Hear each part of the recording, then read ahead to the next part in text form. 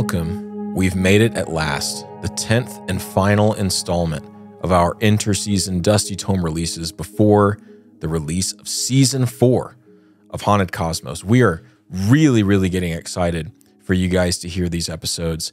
Right now, I'm actually deep into writing the 4th episode of the season, so we're well ahead of the game, and I genuinely think this is some of our best work. Patrons have already been listening to and watching episode 1 of Season 4, and they seem to be really digging it, so hopefully they like episode 2 as well when we give that to them, and I just can't wait for you guys to hear it. So thanks for sticking it out for these 10 weeks. Just so you guys know, we're going to have a week off next week, so there's not going to be any release on our feed, and then Season 4, Episode 1 will be dropped to the public, to all of you, Wednesday, October 16th. So just be on the lookout for that. Some more exciting news before I stop rambling and we just get into the good stuff. We finally have our book, Haunted Cosmos, Doing Your Duty in a World That's Not Just Stuff, available for pre-sale. So go to newchristendompress.com/cosmos to take advantage of that pre-sale. Guarantee that you get your book in your hands well before Christmas time, or in the hands of a loved one that you want to give it to as a gift. And the link is, again, newchristendompress.com/cosmos. That link will be in the description of this show. So if you're interested in Haunted Cosmos and think that you'd like a book that Brian and I both wrote together, then hey, check it out, see if it's for you, and take advantage of that pre-sale opportunity. I think without further ado, it's time to just get into this show. Thanks again for being patient with us in this season break. Can't wait to see you guys so soon, just 2 weeks from now, for Season 4, Episode 1. This episode is brought to you by Indigo Sundry Soap Company, Backwards Planning Financial, New Dominion Design Company, Grey Toad Tallow, Squirrely Joe's Coffee, and our supporters at patreon.com. Everybody sit back, relax, and enjoy the show.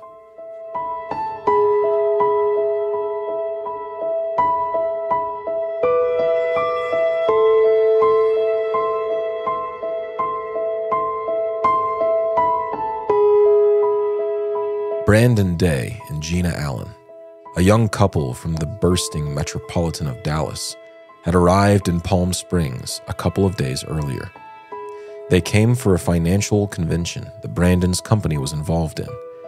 In between networking events and main conference sessions, the couple had thus far been diligent to get out of the hotel and conference center bubbles in order to see more of California, a place totally new to both of them. And this day was no different. The conference activities ended a bit earlier. The quick trip to the hotel room to get changed into hiking clothes got their blood pumping and bodies ready to take a few hours' stroll in the western wilderness.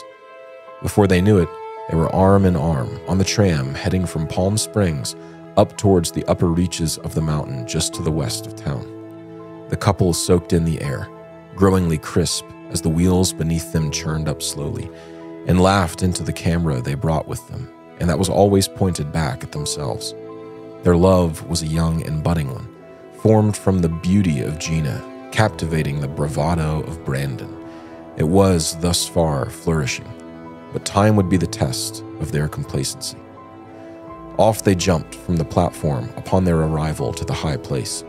They traipsed first through the small woodland trail whose head lay just off to the side of the public, well-trafficked area. The spotty copse of aspens and shady pines that grew between them didn't disappoint in their provision of beauty. Though feet from a group of other tram riders they had embarked with, the couple felt totally alone, left to enjoy the solitude of nature and the pure company of one another. Golden beams, like livened wisdom, streamed through the gaps and kissed their skin with windswept coolness. They did not sweat under that influence, rather, their delight in the day only grew. The serene sounds of chirping birds and lissom creatures poking heads out here and there from trees and hovels in the wine-dark dirt. The rumbling tenor of a spring creek emptying itself into a waterfall somewhere in the distance prepared their souls for the glories of this spoken world. Brandon, that aging high school football star eager to show his lady the pedigree of his daunting and strength, urged her on to leave that trail in order to find the waterfall they could hear. Gina, cheeks blushing from the nightly gusto of her companion, obliged, and was quickly swept away by the chivalric hand of the good old boy from Texas. They weren't really outdoorsy people. After all, most of their age would have just hiked up the mountain. The tram was filled with elderly couples or families with very young children. Brandon really had played football in his glory days and was still obviously athletic. Gina appeared the same, and it wasn't a deception. She had spent her younger years doing gymnastics and cheerleading. But school sports leader does not a bushcraft expert one make. They weren't wearing trail shoes. They didn't have any outdoor brand pack with them. Their water bottle was one that looked more designed for a desk than a tree stump. And their light windbreaker jackets were akin to what we might call Walmart specials. This is not to disparage the zeal they were feeling, but merely to contextualize it. They had no delusions of their own outdoor expertise or lack thereof. They both knew this and were partially excited precisely because all of it was out of their element. The novelty of being in a forest on a mountainside was enough for them. Thus, their plan for a casual day of casually hiking around in the same area didn't seem too simple for them at all. It was just the right amount of adventure. But, as anyone who has spent any time in the mountains can attest to, the thin air and cold gray rocks made warm by the closer sun takes a quick hold on the heart and tends to draw it further up and further in. They charged through the forest and down a new trail towards where they could hear the growling waterfall. It grew louder and louder as dust kicked up from the dry western dirt to slowly cover and cake the couple's white socks. They laughed the whole way there to where the trail continued sharply back up the mountain. Clearly, it was going to loop back to where they'd started. They, though, still chasing the cascade, broke off the trail and continued straight ahead. It sounded so close, just around a boulder here, just down and back over a couloir there. Gina asked if they should really leave the trail. After all, they hadn't brought any food with them. This was supposed to be an outing that was to last no more than a couple of hours. Besides, Brandon had to get back that afternoon for a company dinner. But he reassured Gina that there was no way the falls were much further. They could still hear the loud chattering of other voices back where they had been. It was an easy detour, hardly a detour at all, and then they would go back to town to prepare for the night. This, he told her, might be the one thing they see that justifies them turning the camera around from their own faces to capture something even more glorious and beautiful. She rolled her eyes and smiled. How was his flattery more sincere than flattery, while still maintaining its boyish jocularity, and let him drag her further along to the brush. After a few minutes had passed, Brandon stopped with a puzzled look on his face. Gina noticed it too.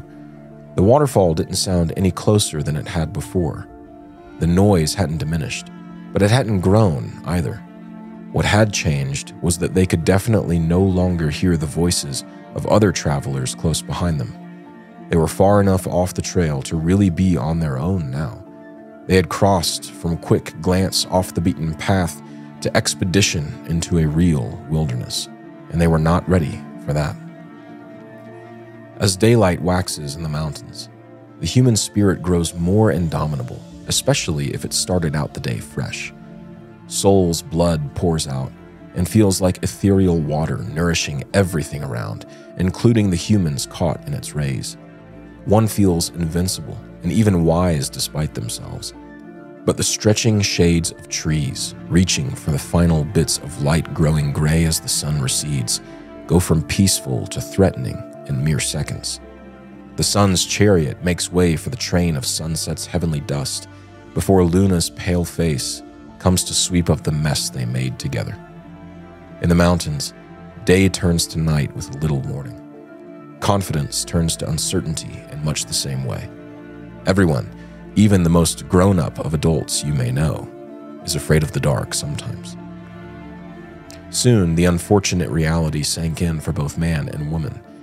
It happened almost at the same time. They turned to each other and shared that knowing look of worry and uncertainty. They were lost and were in for a cold and hungry night in this mysterious place that now seemed to want them dead and gone. With wills churned to despair, the weakened couple with matted hair and mud-stained clothes slipped into a spot of thick foliage and huddled close together to try and stave off the cold wind. They drifted in and out of uncertain sleep. You know the feeling you have when going to bed before what you know will be a big day? You wonder how you'll sleep with all the nerves piling up, all the pressure bearing down. And it does take you longer than normal to get there, but eventually, through tossing and turning with a foot too hot here and an arm too cold there, you do go to sleep. For those moments of unconscious rest, the apprehension of what waits for you at dawn fades until it becomes something less than a dream. But then you wake up, not in the morning, but in the middle of the night to use the bathroom or drink some water, and the memory of what is coming eventually awakens in your mind again. Thus, the cycle of stressful sleep only adds to the existing stress. Anxiety begets disappointment at it all not being a dream. This sorrow begets despair. Not a dramatic or overweening kind, but a kind of despair nonetheless. The sun will rise again, and you will have to face the thing you wish wouldn't happen, and the uniformity of nature suddenly seems unfair. This is what it was like for Brandon and Gina, except in their case, despair was far more justified. Through especially strong gusts of wind that chilled the air to 45 degrees and woke them up with a miserable start, they caught pockets of minutes here and there where they knew they had fallen asleep, but real rest never came. The psyche still kept watch over all the troubles before them and did a poor job of compartmentalizing. It would have been better if they had received no rest at all. When dawn finally did stretch her tireless beams into their thicket of a bedroom, they had no trouble waking. How can you wake from sleep you never really had? They were struck not only by the fact that it had not at all been a bad dream, but also by the fact that, strangely, no rangers or search crews had come to rescue them yet. Could they have drifted that far from the trail? Amnesia loomed like an ivory gate that kept them free of remembering exactly how long and how far they had walked the previous afternoon. At this point, they were no doubt very hungry, but the initial stage of debilitating hunger had passed in the night, and Brandon felt especially eager to take some kind of action. Adrenaline was coming again. He was alert. His mind seemed clear, and so he saw to Gina's fear with words of comfort before leading them up from their spot on the mountain, somewhere near 7,000 feet in elevation, to the summit where they might find some sign of life or other trail. If rangers weren't coming for them, he would save them himself. By midday, they had nearly reached the top of the peak. For the entirety of the hike, the two had taken turns, stopping to catch breath and yell out for someone to help them. All had been in vain. And now, nearing the crested ridge that saddled up clearly to the summit, Brandon's spirit sank upon not only seeing no signs of anyone else nearby, but also seeing no signs of any trails at all. He wondered if they had somehow slipped into another world during the night, one where his young and flowering relationship with this girl was all the life there was. He was a green man, wandering Paralandra, hopelessly looking for a piebald man to help him. Gina was afraid, and not a little bit frustrated. She was afraid at the prospect of a slow death in the wilderness, the obvious threat that haunted her steps like a stalker in the night. She was frustrated at Brandon, too. Why had he run after the waterfall? Had she even heard it? Was he imagining the whole thing? And now look at them, at Persephone's threshold, suing for mercy. Why had he drugged them up the mountain all day? Look what came of it, nothing, but resources lost, with nothing to show but sky. These thoughts hounded her most when she got especially tired during the hike. At her less stretched moments, she was far from unfair to Brandon. Mostly, she was actually just frustrated with herself. Why had she not said she didn't want to go off the trail? Brandon would have listened. He would not have done it if he knew she really didn't want to go, and she hadn't wanted to go.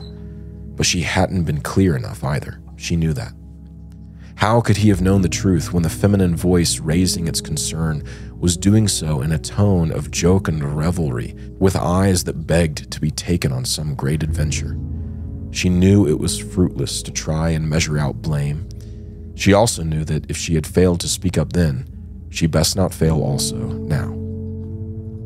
After Brandon spun around and cupped his hands around his mouth and shouted out one last exasperated cry for help, she walked up to him with head bowed from the strain. She was dragging her toes with each step, too tired to lift up high enough to be free of rocks and roots. He looked at her with eyes full of shame for himself and desperate pity for her, but she did not see. She told him she thought it would be a bad idea to stay up here for too long. It was already past noon and would get cold soon. Brandon agreed. They had to get lower, warmer, before night fell again. They were trapped in a labyrinth of earth and tree and were resigning themselves to the truth, steadily and methodically, that they would never get out. But where to go and how far down? To their left stretched a knife-edged ridge that was exposed and apparently led down to the mountain's forested base. Somehow it seemed evil and inhospitable, even more so than the places they had already been. They pushed back down into the right then, into a valley canopied with green that eventually dumped into a basin in the foothills very far down and on the mountain's opposite side. As they descended, the slope grew steeper.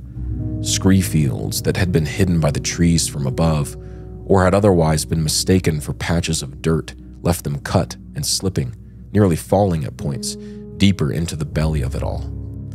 Little cliffs made by granite and limestone blocks pushed hard into the face they navigated, providing challenge after challenge.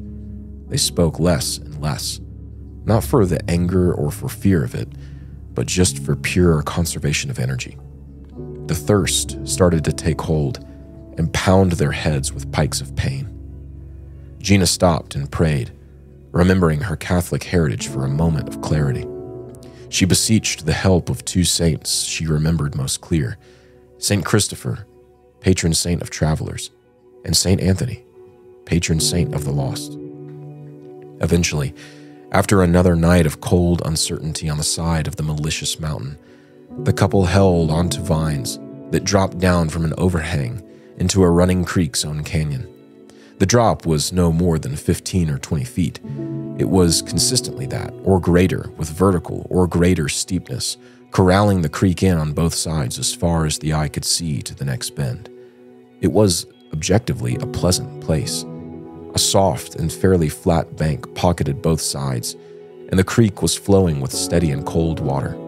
Of course, Gina mentioned the fear of parasites or other bacteria that could be in the water, and this did give them both pause, but soon the temptation was far too strong, and they gave themselves up to the risk, drinking in the life and refreshment like calves at their milk. They pushed down the creek, sensing a strange expectation rising up inside of them. Make no mistake, despair still had his day. Saturn's old and ugly, his high and lonely flu, still kept them tight in his grip, but there was a small spot of light peeking out from the black clouds of their morale now. This creek, they figured, it had to lead on and down. They could follow it, free from the scree fields and obstacles forcing them to turn around for another way and eventually reach the bottom. They could be free, if only they could stay alive for that long. It was as these thoughts of newborn optimism budded that they turned round a bend and saw the greatest thing either of them could ever imagine, a yellow backpack sitting bright in the ground. Brandon ran to it, and Gina followed behind as quick as she could. He tore into the bag and rejoiced as he pulled out clothes and a compass and some other small things before lastly displaying a journal to Gina. They flipped through it and found the last entry. It was dated May 8th. At this, the Jubilee began. May 8th was that very same day. The journal entry had been written that morning. The man was close, maybe just around the corner or off looking for some kindling. He was sure to come back for his pack. He was sure to take them to his camp. He was sure to be somewhere nearby. Maybe they could find the camp themselves. Salvation was close at hand. But just as quickly as the orbit of Jove had pushed spring into his father's winter, the gripping cold of Saturn rushed back in view when Gina took the journal and looked a little closer. Smudged by some water that had touched the page, she could still clearly read the faint year next to the listed day, 2005. But they were there in 2006. This entry and journal was from a year before, and it was the last one. Either the man had written it and lost it, or the man had died somewhere nearby. Either this bag had somehow found its way here, or he had found himself here and without hope of rescue. Did they stumble upon the place that they would also die? With this thought, Gina flipped to the front cover of the journal to see what else she could find. The fruitlessness of this act did not strike her until much later. There was nothing else. Nothing they could use to help them. No map, nothing. There was only a name scratched into the upper right corner of the page. John Donovan.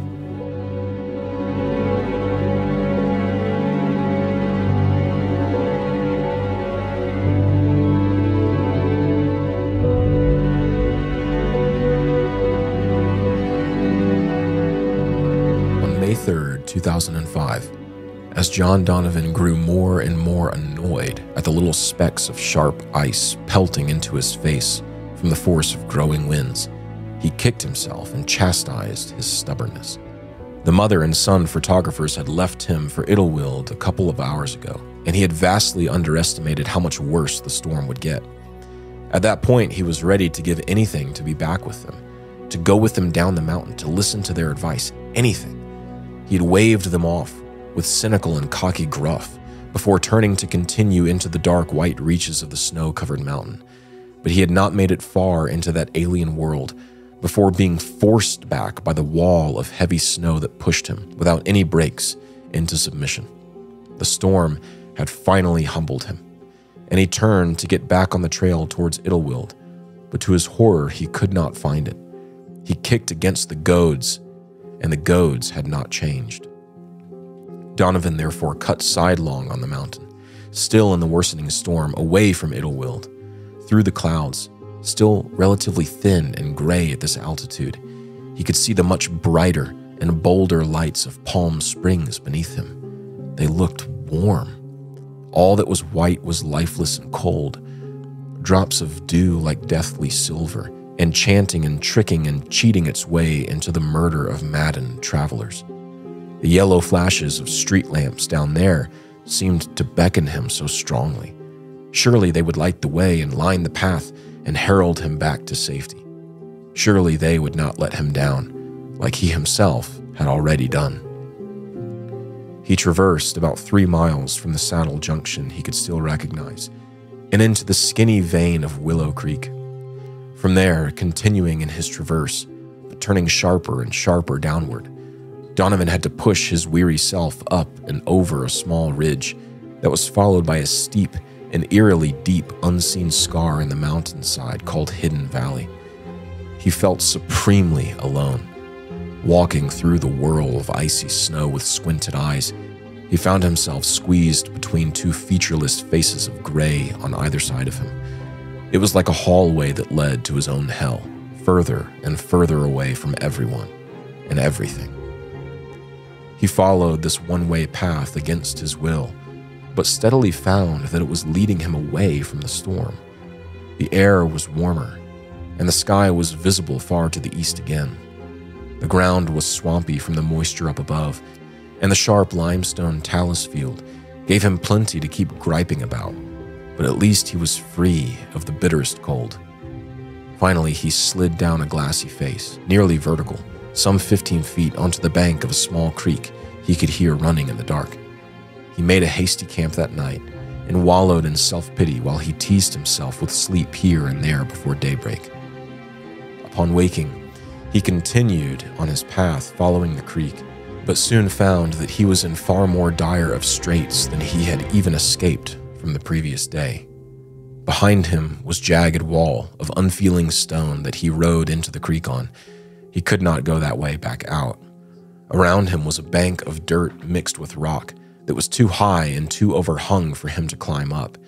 And ahead of him, far down the trail the creek blazed through the mountain, was a sheer waterfall about 100 feet, down to shallow water, textured and black and bumpy from the boulders that stuck up from its base. In the confusion of the storm, in the dampened sense of night, and in the passionate desperation to get to the light of Palm Springs, John Donovan had rim-rocked himself in a small gorged creek whose only exit was a 100-foot drop to stone. There is scant little that can be said about what happened to Donovan between this realization and the final moments of his life that would come a few days later. We know that 9 more days did pass. On one of them, he fell and injured himself, though he doesn't say how bad the injury was or what had caused the fall, though it stands to reason that he had tried to climb on one of the steep banks and failed. We know that on his 60th birthday, he ate 2 of his remaining small handful of no more than 12 cheese crackers. We know that he tried to build a couple of signal fires, but all these failed. The snow had ended up creeping further down the mountain, and it choked out every flame with relative ease. We know he tried to signal help from Palm Springs using his little pocket mirror on clear days, but nothing came of this either. John Donovan presumably died on May 12, 2005. His body found its resting place less than 50 feet away from where the young couple from Texas would find his yellow pack a year later. He lay down on the shores of a pool sitting like a quiet estuary off the side of the creek.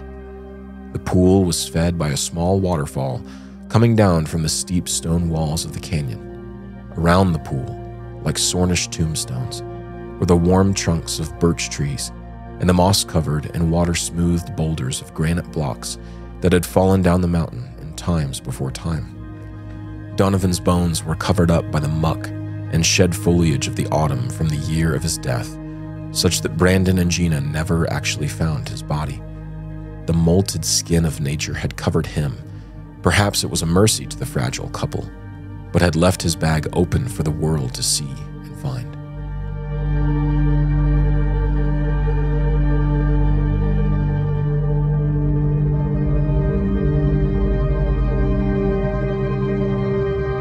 After their renewed despair gave way to quiet resignation, for at this point, Brandon and Gina believed they had long run out of lucky breaks, and were now certain to die somewhere close to whatever man had written in this mysterious journal. They looked into the bag once more. They turned it over and made sure to get everything out of it. As they did this, a plastic baggie slipped out from a cover at the rear of the pack and smacked softly onto the thin layer of leaves lining the creek's bank. Gina picked up the bag to inspect its contents, and she began to laugh. Inside the tightly zipped bag were about 20 unused matchsticks, the kind you could strike anywhere rough and dry and expect a flame to result. Brandon set to work right away, frantically building up piles of dry leaves and twigs, before turning his attention to finding sticks and branches and small but entire felled trees that might be dry enough to throw into the fire or to direct the fire towards. He would burn this mountain to the ground if it meant getting help. He struck the first match against a stone and smiled from ear to ear at the sight of the steady flame pouring like magic from its top. One cannot help but wonder why the gods were so mad at Prometheus for what he did. Brandon threw the small fire into the larger pile of fuel and relished in the noise of crackling wood as the flames soared in moments to over 20 feet in the air. The smell of the smoke and the stinging feel of it in their eyes was a joy to both boy and girl. Before long, half an acre was burning, and still the fire spread. The remainder of the story is predictable. The helicopters came to fight the fire and found among it a haggard couple waving at them for help. They picked them up and flew away before resuming the firefight. Gina blew a kiss to the small yellow pack she could still see on the ground and whispered a sincere thank you to the man that had left it. 3 weeks later, a different rescue party went back to the now blackened cheek of the mountain where they knew Donovan would be. They found his body wrapped in a tarp and laying under mud and water of that branching pool from the creek. His cause of death remains unknown. What is known is that too late, and with too little company, Donovan nonetheless found his way down the unforgiving door to heaven and into the warm embrace of the city lights flashing without thought for him from Palm Springs.